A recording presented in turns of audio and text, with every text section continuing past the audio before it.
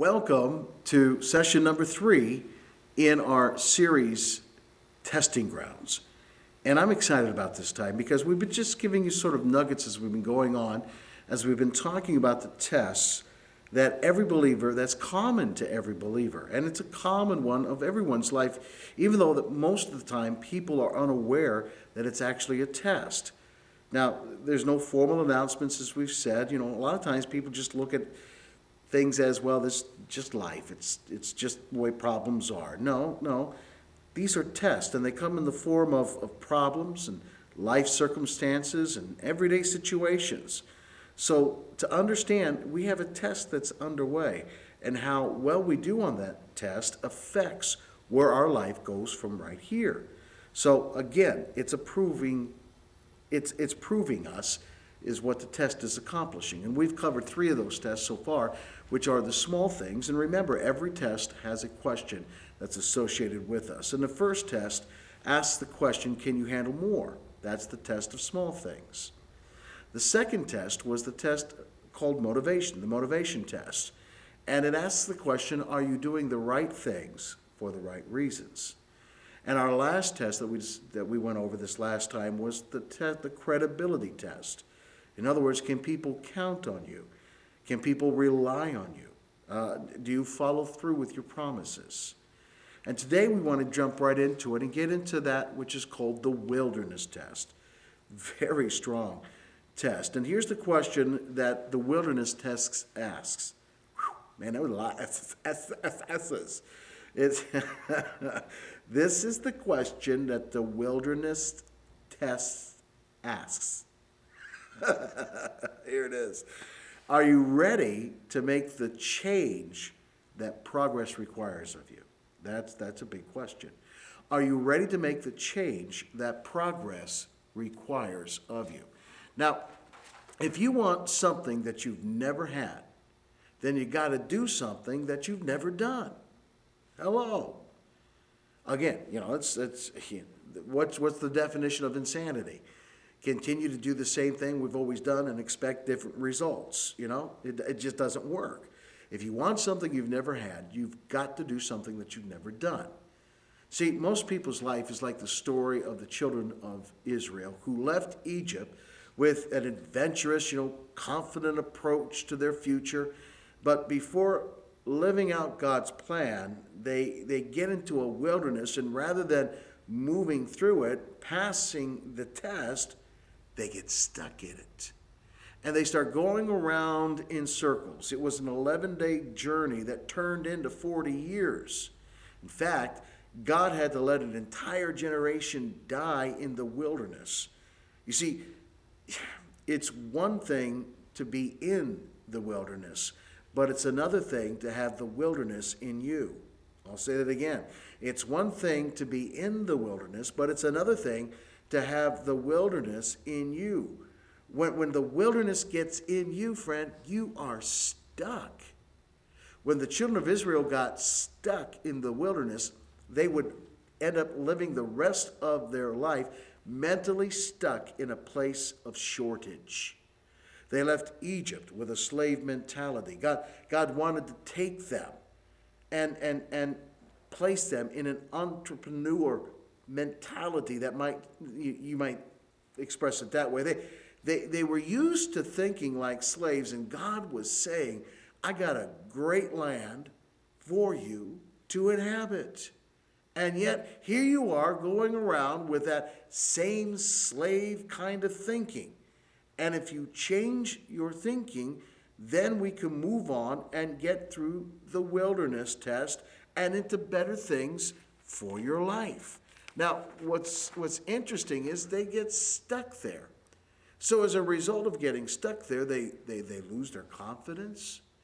They lose their zeal. They don't want to fight life's giants. They're worried about losing. And rather than getting excited about winning, all they can think about is they're going to lose. The most difficult thing for me to watch sometimes is a sports team that might be winning at one point, but now instead of playing to win, all they're doing is playing not to lose. That's their mentality. And Friend, if you're not playing to win, then the chances are you're stuck in that mode of playing not to lose. And when you're there, you're doubting yourself. You're not going to be confident or zealous or, the I can do it kind of an athlete. That's where we go so many times. We get into a wilderness in life, and we lose our zeal and we lose our confidence. We hit a wall.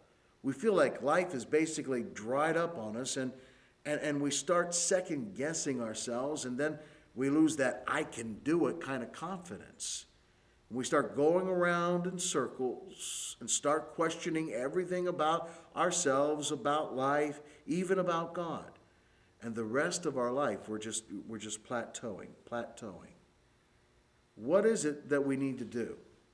Well, we've got to look for the change. We have to ask, what do I need to change? What kind of an attitude shift? What kind of a paradigm shift? What kind of a new perspective do I need here? What about my habits, the things that I do routinely that just continue to keep me there? Because friend, when we're in crisis, it is a sign that something needs to change. And I can tell you the question is being asked, do you wanna? Are you willing? Do you have the courage to make the change? That's huge, because that's what it's going to take, is courage. Do you have the courage to change? And boy, I'll be the first one to tell you, I hate that. We hate that. We don't like change. We don't want that. We want to lose weight without going on a diet. Can I hear an amen out there?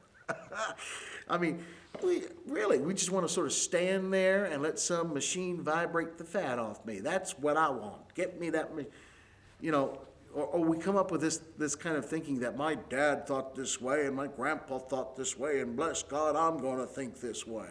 Well, it's oh man, we want our children to be outstanding. We want them to love God without us having to bring them to church all the time. Hello? We want a better marriage without investing, learning, reading, maybe even seeing a counselor. Well, I'm not the problem. I don't need a book to read, no CD to listen to. You go see the counselor. You're the one with the problem. We get into wilderness places in our lives with our children and in our marriages. And we want better jobs without getting a better education. And we quote scripture and we say, yeah, the blessing of the Lord doth maketh rich. And God is saying, go to school. Develop your brain. Get off of the lazy boy recliner. God, get me out of this wilderness. Okay, but you got to get up off the recliner first. You got to get moving. Quit making excuses for yourself.